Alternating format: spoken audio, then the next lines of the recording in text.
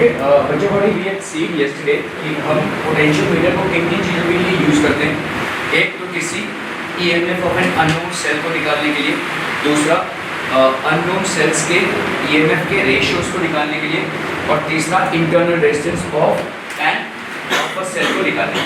ठीक है, ओके। सो अगर हम यहाँ पे देखते हैं वैसा the maximum EMF that can be measured, तो आपका ईएमएफ का मेजरमेंट क्या होगा, V to x by L। ये V, ये x अपॉन L।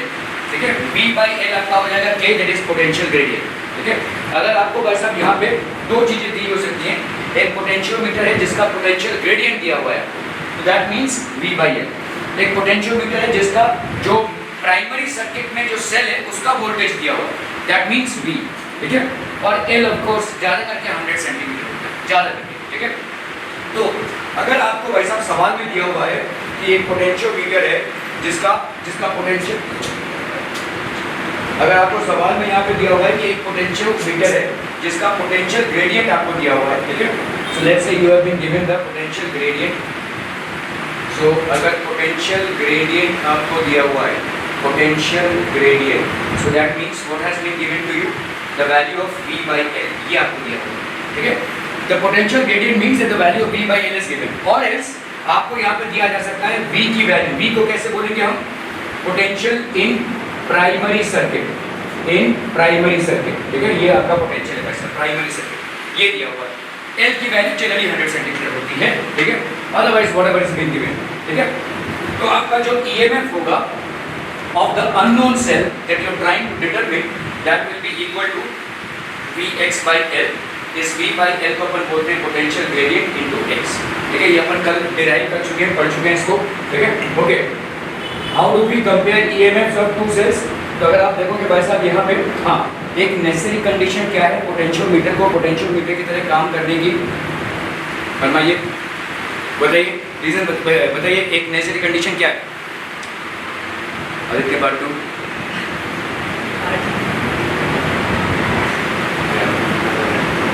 गैल्वेनोमीटर। हाँ जी, देखो नंदिनी, दिव्या, जल्दी जल्दी क्वेश्चन रिपीट करें। ओके, पोटेंशियोमीटर को अगर हम यूज कर रहे हैं to measure the EMF of a cell, तीन एप्लीकेशंस कल आपने पढ़े हैं, राइट। एक अपन EMF of an unknown cell का निकाल सकते हैं, दूसरा हम दो सेल जो हमारे EMF जिनके नहीं मालूम है उनके EMF के रेशियोज को निकाल सकते हैं, और तीसरा है आप इंटरनल रेजिस्टेंस को निकाल सकते हैं। ठीक है, तो मेरा क्वेश्चन आपसे ये है कि अगर आप EMF ऑफ ए सेल को निकाल रहे हैं तो आपके पोटेंशियोमीटर में एसेंशियल कंडीशन क्या होनी चाहिए? आइए भाग्य जी, एसेंशियल कंडीशन आपका जो प्राइमरी सर्किट में वोल्टेज है that should be more than the EMF of the cell that you are trying to determine. ये ऐसा क्यों होगा, ये अगर ऐसा नहीं हुआ तो आपको यहाँ पे जीरो नहीं मिलेगा, मतलब यहाँ से करंट फ्लो करेगा। ठीक है, क्लियर है। और दूसरा क्या है वैसा आपका, what is the other condition that we have, polarity same होनी चाहिए। इनका पोलैरिटी देखो सेम होना चाहिए, डिफरेंट हो गया तो गड़बड़ हो जाएगा। ठीक है, मतलब डिफरेंट हो गया तो एक दूसरे को सपोर्ट करने लगेगी। ठीक है, आप जब किसी बैटरी को कनेक्ट करते हो तो कैसे कनेक्ट करोगे, प्लस से माइनस ऐसे कनेक्ट करते हो ना, यहाँ पे भी वही कनेक्शन हो जाएगा, तो प्लस से माइनस, मतलब ये एक दूसरे को सपोर्ट करने लगेंगे, V प्लस E हो जाएगा टोटल वोल्टेज में सर्किट। ठीक है, so these two conditions have to be avoided. One, the EMF that you are trying to determine has to be lesser than the primary circuit voltage, and the second one is that the polarity should be same। ठीक है, polarity should be same। ये आपके दो necessary conditions थे जो अपन ने पढ़े। तीसरा भाई साहब आपका क्या था, आपका सॉरी दूसरा, E1 by E2 will be equal to L1 by L2। तो E1 by E2 आपने कैसे निकाला है, E1 जब आपने निकाला है तो दूसरे वाले सर्किट को ऑफ करके रखा है, और E2 जब आपने निकाला है तो पहले वाले सर्किट को ऑफ करके रखा है। ठीक है, मतलब यहाँ पे आपने, यहाँ पे देखो E1 की वैल्यू निकली, मतलब E2 को कट ऑफ करके रखा है। ठीक है, E2 में से कोई करंट नहीं जाएगा या कोई कॉन्ट्रीब्यूशन उसका नहीं होगा, तो E1 की वैल्यू लेट से L1 पे ठहरी, L1 पे आपको नल पॉइंट मिला, और E2 निकालते वक्त आपको L2 पे मिला, तो E1 by E2 will be equal to L1 by L2। That's how you do comparison of EMF between two cells। ठीक है, ओके। और क्या है भाई साहब आपका इंटरनल रेजिस्टेंस, बच्चा भाई इंटरनल रेजिस्टेंस की वैल्यू क्या हो जाएगी, what is the internal resistance, तो हमने देखा भाई साहब E की वैल्यू क्या होती है, V into L, by L1। So internal resistance की वैल्यू भाई साहब क्या हो जाएगी R, देखो L1 by L2 will be equal to R plus R upon capital R, ठीक है, L1 बाई L2। तो अगर हम इसको करें तो यहाँ पे हो जाएगा आपका internal resistance will be equal to external resistance L1 by L2 minus 1। अभी ये L1 बाई L2 भाई साहब क्या है, देखो L1 जब आपने भाई साहब इसको कनेक्ट किया हुआ है, रेजिस्टेंस को कनेक्ट नहीं किया है, और L2 मतलब जब आपने भाई साहब रेजिस्टेंस को भी कनेक्ट कर दिया, ठीक है। तो L1 क्या हो जाएगा, L1 मतलब आपने बैटरी को, बैटरी के साथ उसका इंटरनल रेजिस्टेंस आएगा, इसको कनेक्ट किया हुआ है लेकिन रेजिस्टर को कनेक्ट नहीं किया हुआ, ये की आपने क्लोज नहीं किया हुआ है, that is going to give you L1। And when you actually close the resistor that is going to give you L2। तो आपका इंटरनल रेजिस्टेंस का वैल्यू क्या हो जाएगा, बोलो, इंटरनल रेजिस्टेंस का वैल्यू हो जाएगा R into L1 by L2 minus 1, R into L1 by L2 minus 1, ठीक है। मैंने ये कल पढ़ाया था लेकिन आप बता नहीं पा रहे हो, ये रोज का हो गया है, ठीक है, और ये आपको वैसा बहुत पीछे ले जा रहा है। अभी आप क्या करोगे बताओ मेरे को, what will happen, you will go and study from scratch. और ये फिर मतलब आप देखो जो चीज़ें आपके लिए जल्दी हो सकती हैं उनको आप अगर सही टाइम पे नहीं करेंगे तो वो आपके लिए बर्डन ही होगा। यही चीज़ अगर आप 10 दिन बाद पढ़ने के चालू करोगे तो आपको फिर से स्क्रैच, फिर से आपको मेंटल एक्सर्शन करना पड़ेगा उसको समझने के लिए। इंडिया में एक कम्युनिटी है जो बिजनेस में बहुत आगे है, कौन सी कम्युनिटी, मारवाड़ी। किस लिए आगे बता सकती हैं आप, बताइए किस लिए आगे है? हाँ नहीं, मैं कम्युनिटी की बात कर रहा हूँ, जैसे मारवाड़ीज़ हैं, गुजरातीज़ हैं, बंगालीज़ हैं, तो एक कम्युनिटी की बात कर रहा हूँ। Marwaris are good in business, why business के बहुत सारे कंपोनेंट्स होते हैं। बिजनेस में मतलब आपका कस्टमर सर्विस आता है, आप लोगों से डील कैसे करते हैं वो आता है, ठीक है। फिर लेट्स से आपका प्रोडक्ट कैसा है, ठीक है, आप एकदम सही प्रोडक्ट बेच रहे हैं या नहीं, ठीक है, उससे भी ये तमाम चीज़ें, आपका लोकेशन क्या है, ये सारी चीज़ें, इन सारी चीज़ों से एक चीज़ में वो आगे है। ये सारी चीज़ें में तो कभी ना कभी देखिए कहीं ना कहीं हम कुछ कवर कर भी सकते हैं, ठीक है, लेकिन एक चीज़ में वो एक चीज़ है जो उनको आगे लेकर जाता है। एनीवन, आप अगर कॉमर्स पढ़ेंगे ना, हाँ, टाइम वेस्ट नहीं करते हैं, ऐसा बहुत सारे लोग हो सकते हैं जो अपना टाइम वेस्ट नहीं करते हैं, ऐसे बहुत सारे लोग हो सकते हैं जो अपना टाइम वेस्ट, बहुत सारी कम्युनिटीज़ के लोग होते हैं जो टाइम वेस्ट नहीं करते हैं। और क्या होता है, हाँ, कोल्ड होता है, हाँ, कहाँ, ये सब तो बात की बातें हैं, मैं बोल रहा हूँ वो क्यों आगे हैं, बिजनेस कम्युनिटी में वो आगे क्यों है, मतलब कोई भी धंधा दे दो उनका चला लेंगे पैसा। AI नहीं पैसा, AI तो अभी आया है, तो उनको तुम पैसा हार्डवेयर में क्या ही AI लगता है, फैमिली बैकग्राउंड। ओके, मैं आपको एकदम छोटी सी चीज़ बताऊं, ठीक है, आप अगर कॉमर्स लेते हैं तो आपका एक बुक होता है जो इम्पॉर्टेंट होता है जिसको हम अकाउंटेंसी बोलते हैं, ये सबसे मेन बुक होता है। इकोनॉमिक्स, OC, SP ये तो रहता है, लेकिन अकाउंटेंसी आपका मेन होता है। अकाउंटेंसी का नाम, दूसरा नाम है बुक कीपिंग, जिसको मारवाड़ी में बोला जाता है बही खाता, ठीक है, और ये आपका मेन है। इनका अकाउंटिंग बहुत सही है, कितना आ गया कितना आया रोज का हिसाब लगाएंगे, ठीक है। आप दूसरे कम्युनिटीज़ में देखोगे, हाँ 15 दिन बाद हिसाब कर लेंगे, हाँ 1 महीने बाद हिसाब, ये भाई साहब रोज हिसाब लगाएंगे, कितना आवन कितना जावन रोज, ठीक है, ये इनको आगे लेकर जाता है। हम जब तक रियलाइज़ करते हैं कि हमारा इतना लॉस हो गया है तब तक भाई साहब टाइम गया, ठीक है, आप जब तक हिसाब करते बैठोगे तब तक टाइम गया।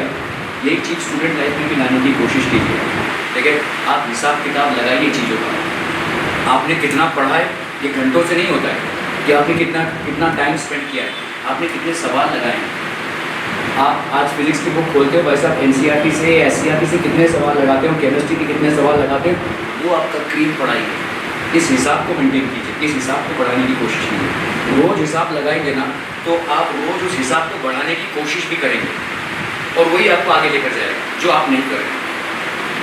आपके मार्क्स कैसे कुछ मतलब ऐसा कोई देखो, कोई भी तुरम खान कोचिंग क्लास में जाओ या भाई साहब सिंपल कोई कोचिंग क्लास में जाओ, क्लास में ना भी जाओ, स्कूल में जाओ, जो भी है आपका मेन है भाई साहब, जो आप सवाल कितने लगाते हो आप ही बताओ ना भाई साहब। इतनी सारी बुक्स हैं आपकी फिजिक्स की, केमिस्ट्री की, आपको कुछ नहीं करना है, भाड़ में गए सारे रेफरेंस बुक, NCERT उठाइए, SCERT उठाइए, उसमें से सवाल लगाइए, आपका भाई साहब 90% से ज़्यादा, और ये मैं नहीं बोलता भाई साहब, अच्छे से अच्छे प्रोफेसर भी आपको यही बोलेंगे। तो आप हिसाब किताब लगाना चालू कीजिए। आज मैंने भाई साहब ये मत बोलिए मुझे कि मैं ना 6 घंटे बैठा हुआ था, पढ़ रहा था भाई साहब, 4 घंटे बैठा हुआ था, कोई पता नहीं। आपने सवाल कितने लगाए, कितने सवाल आपसे बने, कितने नहीं बने तो उनका क्या किया, और उनका कैसे आपने सॉल्व किया, उनका कैसे आपने रिजॉल्व किया, या आप कुछ नतीजे पे पहुँचे कि नहीं। These are things that matter. हिसाब लगाना चालू कीजिए, ये आपको आगे लेकर जाएगा। आप हिसाब नहीं लगा रहे अपनी पढ़ाई का। अभी एग्जाम आ गया, ऐसा करोगे। हम लोग भी वही करते हैं, मतलब जो लोग अनसक्सेसफुल बिजनेसमैन होते हैं वो भी वही करते हैं। 1 महीना हो गया, अरे कहाँ पैसा, कितना पैसा गया और कितना आया, ये लगाते बैठ रहे। रोज का रखोगे ना तो रोज तुम ड्राइव भी करोगे उस चीज़ को। This is what makes them ahead. I'm just giving an example as to how you can inculcate this thing in your student life and get ahead. ये करना चालू करो भाई साहब। अब पोटेंशियोमीटर वायर लेंथ कितना है भाई साहब आपका, L and resistance R are connected in series with a battery of EMF। ठीक है भाई साहब, आपका बैटरी ऑफ EMF दिया हुआ है E0, मतलब आपके प्राइमरी सर्किट में कितना हो गया E0। ठीक है, ओके। ये आपका भाई साहब क्या है, एंड रेजिस्टेंस R, ठीक है, इसका रेजिस्टेंस दिया हुआ है connected in series with the battery of EMF E0 and resistance R1। ठीक है, इसका R1 हो गया। and unknown EMF E is balanced at a length of L। तो पहला तो ये देख लो भाई साहब, पोलैरिटी आपकी सेम है, कंडीशन वेरीफाई होता है, ठीक है, at a length of L the EMF E will be given by। बताइए EMF क्या हो जाएगा, फटाक से बताइए। बारा बोला, जल्दी से बोला, कोशिश तो करो, चलो जल्दी। कितना EMF हो जाएगा। यहाँ पे प्राइमरी सर्किट में रेजिस्टेंस है, आपको क्या कंफ्यूज कहाँ से आ गया, ये तो फॉर्मूला में नहीं बैठेगा, है ना, नहीं बैठेगा। तो सोचिए क्या बैठेगा। यहाँ पे भाई साहब ये जनरली आपका R यहाँ पे दिख रहा था आपको, लेकिन अभी R यहाँ पे दिख रहा है भाई साहब। यहाँ पे आपको EMF ये वाला फाइंड करना है, EMF E, इसका EMF आपको फाइंड करना है, जिसको आप basically as a potentiometer use करते हैं to find the EMF of a cell. ठीक है, how will you find this out, जल्दी कोशिश तो कीजिए भाई साहब।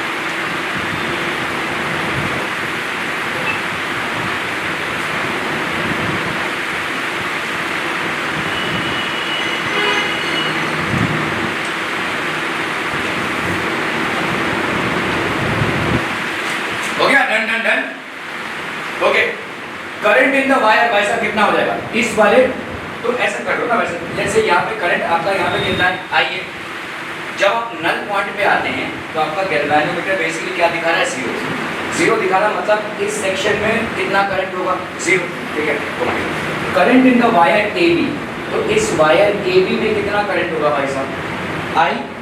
ठीक है, इस सर्किट में देखो ये प्राइमरी सर्किट है, इसका टोटल EMF कितना है, E, और भाई साहब आपका रेजिस्टेंस कितना है, R1। ठीक है, तो आप यहाँ पे क्या लिख सकते हो भाई साहब, टोटल रेजिस्टेंस कितना हो जाएगा, यहाँ पे R1 प्लस इसका R है ना भाई साहब, इसका टोटल रेजिस्टेंस कितना है R।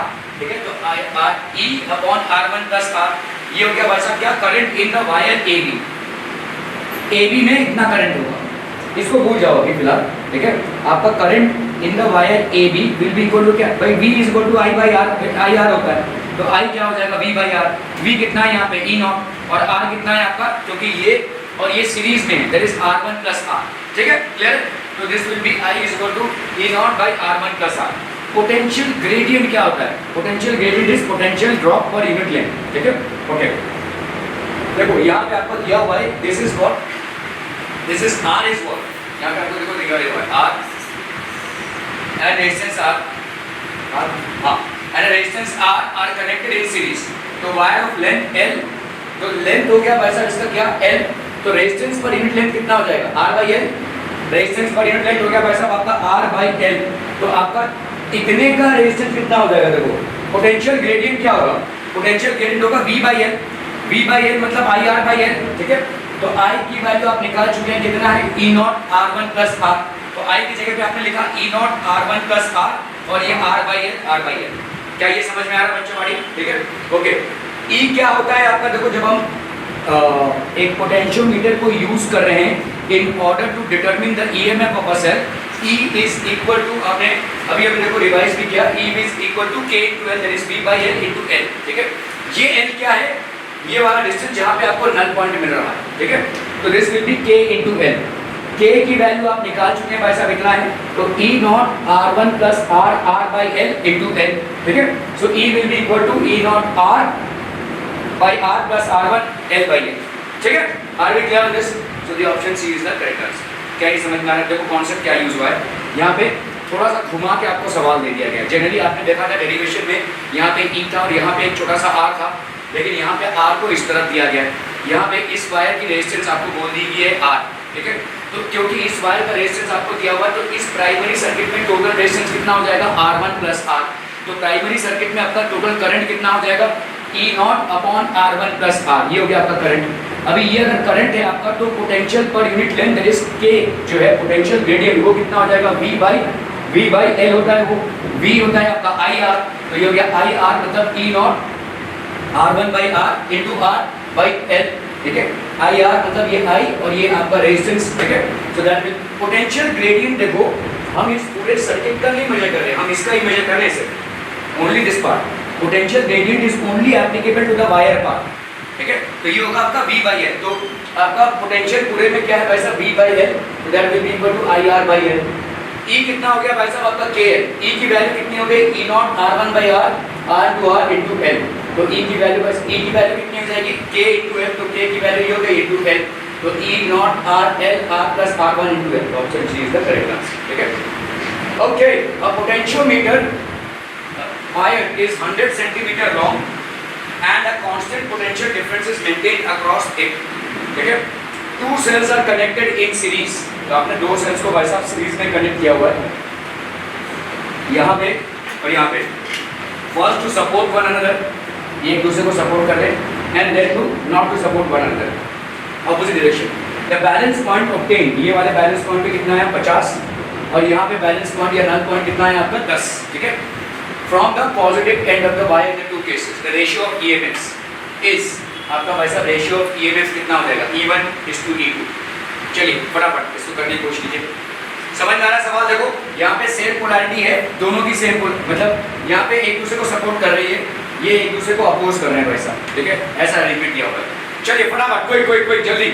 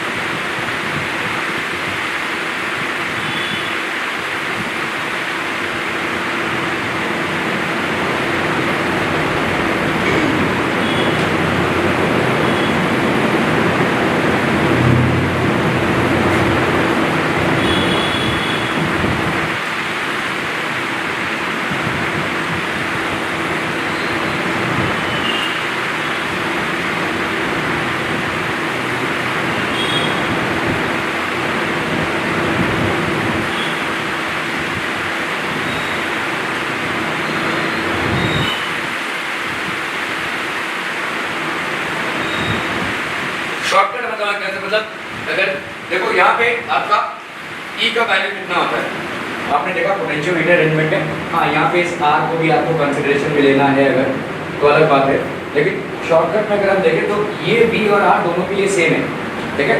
तो आप यहाँ पे E की वैल्यू क्या लिख सकते हैं दोस्तों, E की वैल्यू क्या होती है V by L into L1 है ना, ये स्मॉल है जो भी है, ठीक है। तो पहला वाला कंडीशन क्या हो जाएगा, ये दोनों आपको सपोर्ट कर रहे हैं। यहाँ पे हो गया E1 plus E2 is equal to V by L, के लिख लो चाहे तो, यहाँ पे हो गया इंटू 50। और दूसरा क्या है भाई साहब आपका E1 माइनस E2, ये इसकी वैल्यू क्या हो जाएगी भाई साहब, again V by L into कितना है यहाँ पे 10, ठीक है भाई साहब। R B clear? इन दोनों को कर दो डिवाइड। यहाँ पे आपको क्या फाइंड आउट करना है बेसिकली, रेशियो ऑफ ईएमएक्स ना। तो E1 plus E2 upon E1 minus E2 बच्चा बड़ी कितना हो जाएगा, V बाई L मर गया 5 हो गया ये, ठीक है। तो E1 प्लस E2 ये कितना हो जाएगा 5E1 माइनस 5E2, ठीक है। तो ये आपका E1 माइनस 5E1 कितना हो गया बोलो, 4E1 माइनस 4E1 ना, वैसे इसको इधर लेंगे तो, और माइनस 5 और ये माइनस 1 तो कितना हो गया माइनस 6E2, ठीक है। ये और ये भाई साहब आपका कैंसिल हो गया, ये हो गया आपका E1 upon E2, E1 upon E2 कितना हो जाएगा बोलो 6/4, दैट इज 2 3 6 2 2 3/2। क्या समझ में आ रहा है? सिंपल सिंपल समझ में आ रहा है वैसा भी, ठीक है। देखो आप बोलोगे यार आपने तो आर को कंसीडर ही नहीं किया, आप बोलोगे बस आपने वोल्टेज को कंसीडर ही नहीं किया, नहीं किया हुआ, नहीं कंसीडर करना, दोनों के लिए सेम ही अरेंजमेंट है, ठीक है। दोनों की देखो यहाँ पे और यहाँ पे और यहाँ पे दोनों की सेम अरेंजमेंट है, ठीक है। सो ये शॉर्टकट है वैसा इस तरह के सवाल को करने का, ठीक है। ओके अभी देखो यहाँ पे E1 प्लस E2 देखो क्या दिया हुआ है, E1 और E2 ऐड हो गया, K इंटू 50 हो गया ये V बाई L, और यहाँ पे E1 minus E2 K into 10 हो गया, ठीक है। कर दो वैसा वैसा तो यहाँ पे अच्छा K मतलब आपका V बाई L, ओके। तो 3:2 आ गया भाई साहब, आर बी क्लियर, ठीक है। क्लियर है, okay okay okay.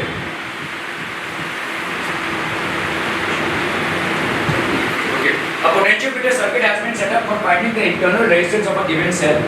The main battery used across the potentiometer wire has an EMF of 2 volt and a negligible internal resistance. अच्छी बात है वैसा। Potentiometer wire itself is 4 meter long. When the resistance connected across the given cell has values of the potentiometer wire, when the resistance connected across the given cell has values of infinity and 9.5, the balancing lengths of the potentiometer wire are found to be 3 meter and 2.85 meter. The value of internal resistance of the cell कितना हो जाएगा भाई साहब, बोला भाई साहब। Internal resistance of the cell का formula R is equal to capital R into L1 by L2। बहुत बढ़िया भाई साहब, ऑब्जर्व कर लिया एकदम से साथ बात। चलिए तो यहाँ पे internal resistance is how much, internal resistance is how much of मतलब this is equal to capital R L1 by L2 minus 1 है ना, ठीक है। ओके तो ये कैपिटल R बेसिकली क्या है, एक्सटर्नल रेजिस्टेंस, ठीक है। A potentiometer circuit has been set up for finding the internal resistance of a cell. The main battery used across the potentiometer wire has an EMF of 20 volts. तो मतलब आपका V का value यहाँ पे क्या हो गया, सॉरी 2 volts, ठीक है। And a negligible internal resistance. The potentiometer wire itself is 4 meter long. When the resistance connected across the given cell has a value of infinity. Resistance की वैल्यू यहाँ पे भाई साहब कितनी है, इन्फिनिटी। समझ में आ रही है? When the resistance connected across the given cell has values of infinity, the balancing length has value of infinity, infinite resistance है। तो बैलेंसिंग लेंथ आपको कितना मिला है भाई साहब, यहाँ पे बैलेंसिंग लेंथ मिला है 3 मीटर का, ठीक है। बैलेंसिंग लेंथ मिला है मतलब आपका L1 की वैल्यू भाई साहब कितनी होगी 3 मीटर्स, ठीक है। एंड 2.8 मीटर अगर आपका भाई साहब रेजिस्टेंस कितना दिया हुआ है, when R is equal to infinity,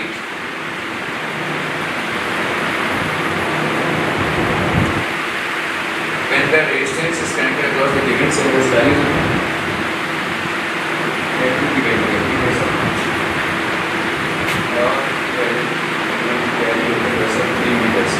जब R की वैल्यू हो गई 9.5 तो L की वैल्यू हो गई 185।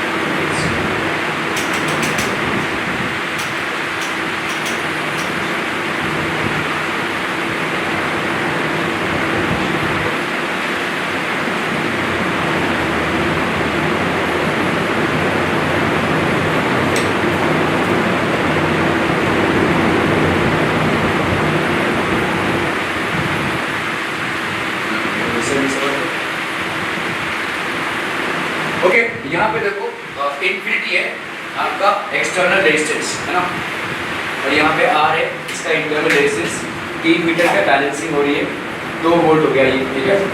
यहाँ पे आपका एक्सटर्नल रेजिस्टेंस है कितने का, 9.5 का, ये हो गया R, ये हो गया E, ये हो गया आपका गैल्वेनोमीटर विच इज बैलेंसिंग है 2.585, ठीक है।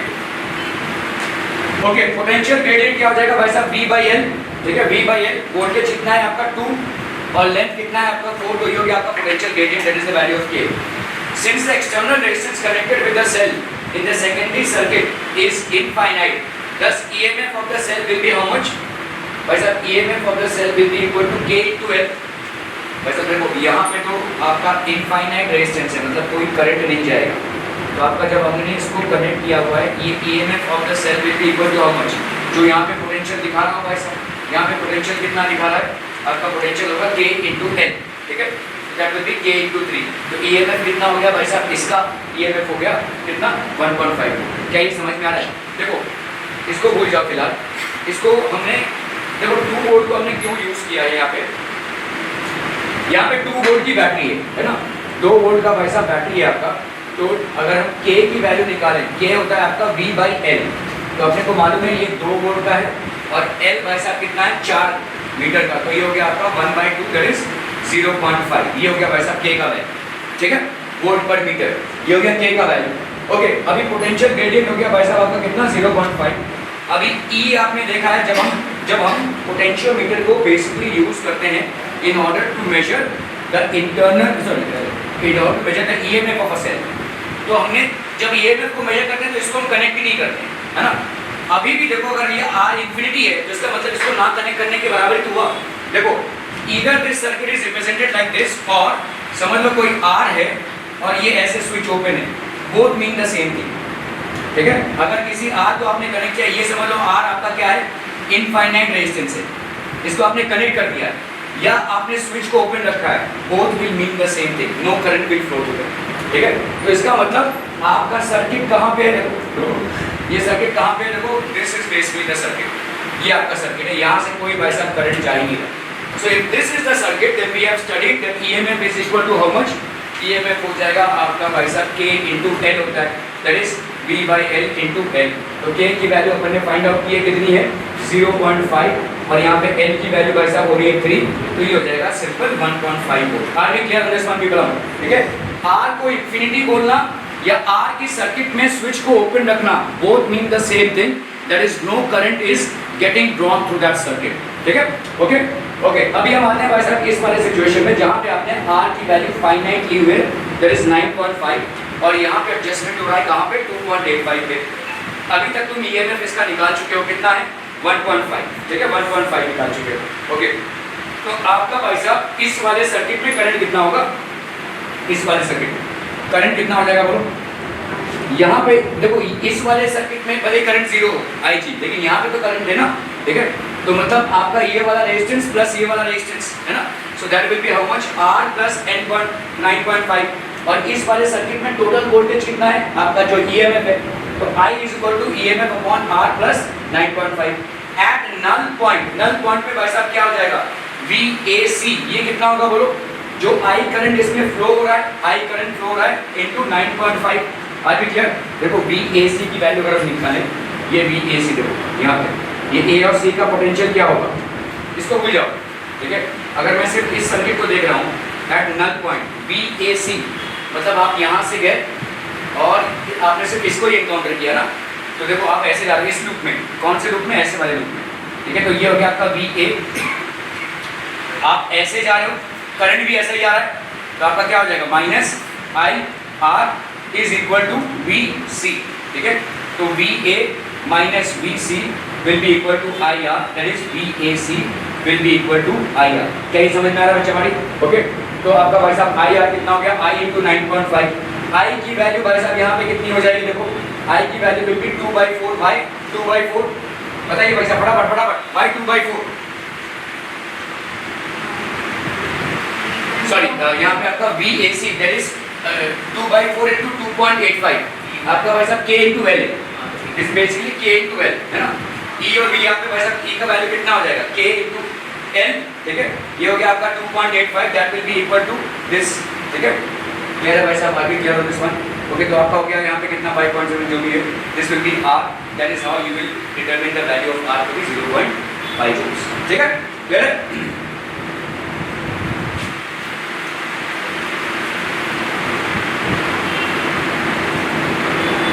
चलिए भाई साहब इसको निपटाना है फटाफट, quick. A potentiometer circuit is set up as shown. The potential gradient across the potentiometer is k volt per centimeter, ठीक है, potential gradient आपको दिया हुआ है भाई साहब k volt per centimeter, and the ammeter present in the circuit, ये ammeter है भाई साहब present in the circuit reads 1 ampere.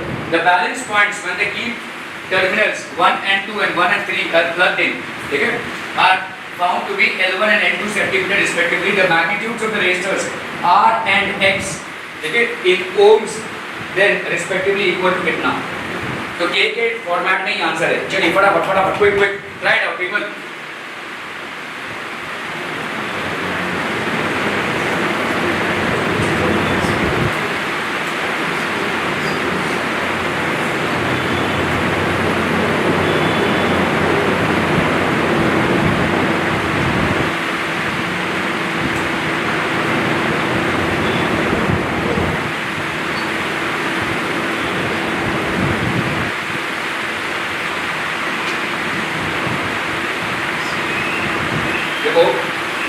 Galvanometer का कनेक्शन समझो, ये तो गैल्वेनोमीटर कनेक्टेड है, इस गैल्वेनोमीटर को जब आपने इसके साथ कनेक्ट किया हुआ है, ठीक है, तो ये हो गया 1 and 2 वाली कंडीशन। इस गैल्वेनोमीटर को जब आपने इसके साथ कनेक्ट किया हुआ है तो 1 and 3 वाली कंडीशन, ठीक है।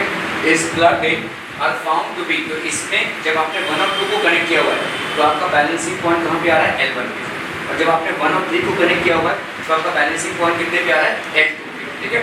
So the magnitudes of R and X in ohms, आपको भाई साहब R और X का मैग्नीट्यूड निकालना है। यहाँ पे आपको पोटेंशियल आपका ग्रेडियंट दिया हुआ है अक्रॉस द पोटेंशियोमीटर वायर, ठीक है, समझ में आ रहा है भाई साहब आपका। तो जब आप इन दोनों को कनेक्ट कर रहे हैं भाई साहब, when you connecting these two then you have a resistance R, और जब आप इन दोनों को कनेक्ट कर रहे हैं तो भाई साहब आपका क्या होगा, what is the resistance, okay.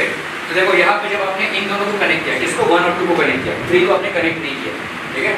So potential difference across the resistance R, ये वाले रेजिस्टेंस पे पोटेंशियल डिफरेंस कितना हो जाएगा भाई साहब, ठीक है, is equal to potential gradient, ये K × L1 है ना भाई साहब, K × L1। पोटेंशियल ग्रेडियंट मतलब क्या होता है, V/L, ठीक है। So this will be V/L × L, ये हो गया भाई साहब आपका पोटेंशियल डिफरेंस, समझ में आ रहा है, क्लियर है भाई साहब। पोटेंशियल डिफरेंस V/L × ये देखो, इसमें जब हमने कनेक्ट किया तो यहाँ से तो करंट नहीं जा रहा भाई साहब, देखो करंट का पाथवे देखो ये ऐसे जाना वैसे, तो इसका मतलब ये आपका हो गया पोटेंशियल ग्रेडियंट। तो यहाँ पे V1 की वैल्यू कितनी हो जाएगी बोलो, I × R, ठीक है, दैट इज KL1 लिख सकते हैं। KL1 की वैल्यू समझ में आ रही है भाई साहब, are you understanding this, K will be basically what, K will be V/L which is already given to you, ठीक है, ओके। चलिए भाई साहब यहाँ पे हो गया, now it is given that the meter reading is 1 ampere, ठीक है। तो I की वैल्यू कितनी हो गई है भाई साहब, 1 एम्पियर, तो इसका मतलब भाई साहब यहाँ पे क्या हो जाएगा, 1 × R is equal to KL1, है ना। अमीटर रीडिंग यहाँ पे दिया हुआ है भाई साहब आपका 1 एम्पियर का, तो इसका मतलब क्या हो जाएगा भाई साहब, R की वैल्यू हो गई KL1, तो पहला वाला R जो हो गया वो हो गया आपका KL1। Now we come to case 2, ठीक है। नाउ इन केस 2 आपका दोनों भी पोटेंशियल्स कंसीडर हो रहे हैं, RB और XB, और दोनों कैसे हैं भाई साहब, सीरीज में, ठीक है। तो कर लो भाई साहब, पोटेंशियल अक्रॉस द रेजिस्टेंस, कौन सा रेजिस्टेंस, R + X, ये कितना हो जाएगा, that will be V/L × L2, that is K × L2, ठीक है। Potential gradient of the wire K × L2, तो अभी हम लिखेंगे V की वैल्यू क्या हो जाएगी बोलो, टोटल रेजिस्टेंस इफेक्टिव क्या हो जाएगा, R + X, तो V हो गया I × R + X, that will be equal to KL2, ठीक है। और I की वैल्यू आपको कितनी दी हुई है भाई साहब, 1 दिया हुआ है, ठीक है, 1 एम्पियर, तो आपका भाई साहब यहाँ पे हो गया R + X is equal to KL2, R is equal to KL1, तो X की वैल्यू क्या हो गई बोलो, KL2 - R, और R की वैल्यू KL1 है, तो R is equal to KL1, तो X की वैल्यू क्या हो गई, K × L2 - L1, ठीक है। आर भी क्लियर, तो ये हो गया भाई साहब X का value in terms of K, L1 and L2, ये हो गया भाई साहब R का value in terms of K and L1। R भी क्लियर, तो दिस बात की तरह ओके, बहुत बढ़िया भाई साहब, ठीक है। तो यही था भाई साहब आपका चैप्टर, ठीक है। So what we have studied is basically introduction to current, electricity, Ohm's law, Kirchhoff's law, combination of resistors, cells and their combination, electric power, energy, light bulb, galvanometers, the conversion, meter bridge, and finally potentiometer. This was the flow of the chapter which has already been covered. Now we will do certain questions in this, ठीक है? और ये questions आपके board level के भी होंगे और IIT level के भी, ठीक है? तो ये सारे कुछ फॉर्मूलेज हैं जो आपको याद रखने हैं। देखो करंट की वैल्यू क्या होती है, delta Q by delta. Mean free path of electrons, just recall mean free path क्या होता है, मतलब एक लैम्डा 1 उसने ट्रैवल किया फिर उसका कोलिजन हो गया, फिर इधर क्या लैम्डा 2 ट्रैवल किया उसका कोलिजन हो गया, ऐसा, ठीक है? सो lambda 1 plus lambda 2 plus lambda n upon n। Current density की वैल्यू क्या होती है भाई साहब, I बाई a, ठीक है? तो आपका current density direction same as current. यहाँ पे हमने जबरदस्ती करंट को क्या दे दिया है, वेक्टर फॉर्मेट दे दिया है, ठीक है? तो फिजिक्स में हम जा करके वेक्टर फॉर्मेट देते हैं, तो करंट डेंसिटी, करंट तो वेक्टर नहीं है लेकिन करंट डेंसिटी वेक्टर हो गया, ठीक है? ओके, क्योंकि जैसे ही आपने ए को कंसीडर किया मतलब एरिया वेक्टर को कंसीडर किया, ठीक है? ऐसा यूनिट क्या हो जाएगा भाई साहब, siemens per metre. Magnitude of current density कितना हो जाएगा, J equal to I by A cos theta, तो यहाँ पर I is equal to J into A। Average thermal velocity U1 U से U1 तक अपॉन n, ठीक है? Force on an electron minus E into E, ठीक है? A की वैल्यू वैसे दी होगी, ड्रिफ्ट वेलोसिटी ऑफ इलेक्ट्रॉन्स ये हो गया, ठीक है? चार्ज इन द कंडक्टर ये कितना हो जाएगा भाई साहब, Q is equal to NEVD into A, ठीक है? और इनटू T होगा भाई साहब, ठीक है? अगर हम I की वैल्यू बात करेंगे यहाँ पे देखो, तो I की वैल्यू हो गई N, that is number of electrons per unit volume, into electron का charge, area of cross section, into VD which means the drift velocity, ठीक है? सो E हो गया आपका V by L, therefore the length of the rod, okay? आपका भाई साहब यहाँ पे मोबिलिटी ऑफ चार्ज कैरियर्स क्या हो जाएगा, mobility of charge carriers is drift velocity upon electric field, ठीक है? तो आपका VD इज इक्वल टू, अभी ड्रिफ्ट वेलोसिटी मतलब VD की वैल्यू क्या हो जाएगी, म्यू इनटू E, तो E into E upon m tau average, ठीक है? So that will be basically ये आपका tau average is what is tau, relaxation time, average relaxation time, ठीक है? Statement of Ohm's law V is equal to IR, resistivity जो आप पहले भी पढ़ चुके हैं भाई साहब, तो electric field will be equal to, ठीक है, रो इनटू J, ठीक है? Where rho is basically 1 by rho is equal to conductivity, तो हो गया आपका रेजिस्टिविटी, तो 1 बाय रो आपका कंडक्टिविटी हो जाएगा, ठीक है? तो R is equal to V by I, J की वैल्यू होगी भाई साहब sigma into E। Temperature coefficient of resistance RF की वैल्यू क्या होती है, R not into 1 plus alpha delta T, PF rho F मतलब आपका हो गया भाई साहब क्या, rho is resistivity, final resistivity is equal to initial resistivity 1 plus alpha delta T, where alpha is basically coefficient of temperature coefficient of resistance, ठीक है? Kirchhoff's law के भाई साहब incoming current is equal to outgoing current, ये हो गया आपका net current at a junction is zero, sum of the charges entering sum of the charges leaving. तो आपका भाई साहब अगर वोल्टेज, ठीक है, ऐसे जा रहे हैं हम भाई साहब, ठीक है, तो आपका भाई साहब इसको क्या ले लेंगे, नेगेटिव, ठीक है?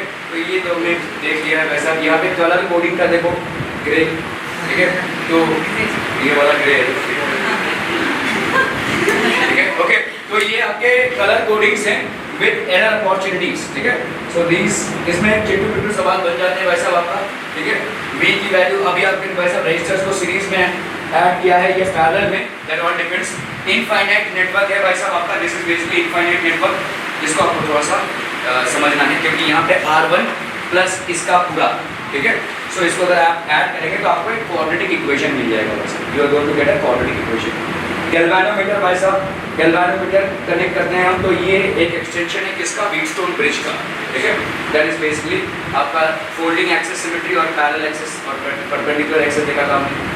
सेल में भाई साहब क्या क्या इंटरनल रेजिस्टेंस होता है, discharging of a cell and so on and so forth. Combination of cells, अगर हम सेल्स का कॉम्बिनेशन करते हैं, ठीक है, अंडरस्टैंड आपका भाई साहब यहाँ पे इक्विवेलेंट, अगर n identical cells with same polarity and m cells with opposite polarity, तो ये सारे आपके जो थे, these were the things that we had covered.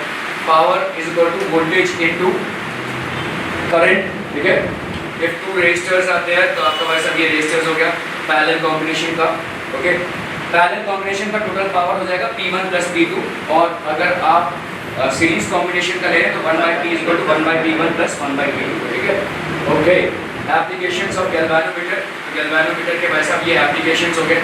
Shunting हम करते हैं अगर ऐसे पैरेलल में, so it will act as a ammeter, it is always connected in series, और अगर हमने शंटिंग सीरीज में की है तो it will act as a voltmeter, voltmeter itself is connected in parallel, however there will always be a loss of current through a galvanometer which has either been converted into an ammeter or a voltmeter. Hence we are not going to get actual readings, and for that reason we have to understand the working of a meter bridge and construct a potentiometer out of it. ठीक है, तो metre bridge को हमने वैसा consider किया, metre bridge के and corrections आपको याद रखने हैं, ठीक है। मीटर ब्रिज के वैसा एप्लीकेशंस ऑफ पोटेंशियोमीटर ये हो गया वैसा आपका EMF, comparison of EMFs and calculation of internal resistance, ठीक है। So these are the things that we have considered. We will do certain questions about it and finish off the chapter in some time. Okay. Thank you so much for your valuable time.